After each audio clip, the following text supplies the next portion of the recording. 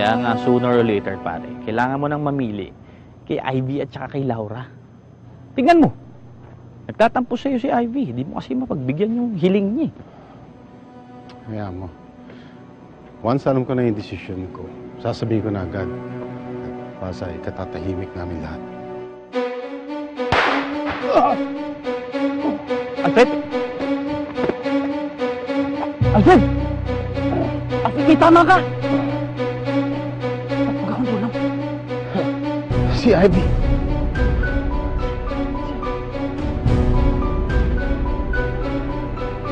Alfred! Alfred! Tulong! Tulong! Alfred! Alfred! Alfred!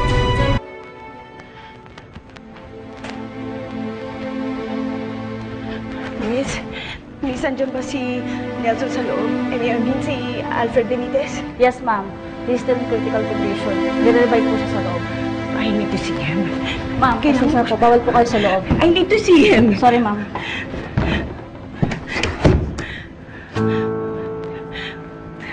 Patient.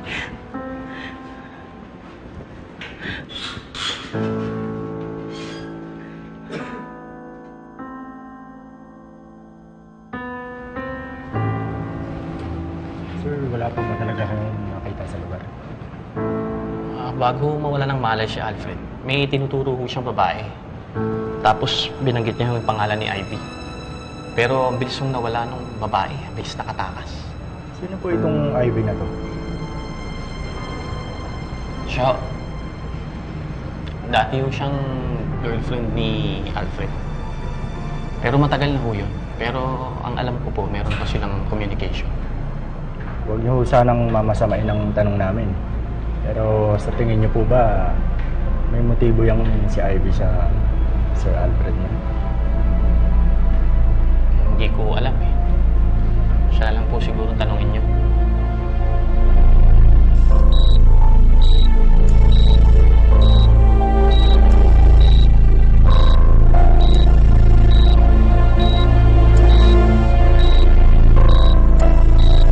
Si Ivy. Delikado siya kay Cynthia.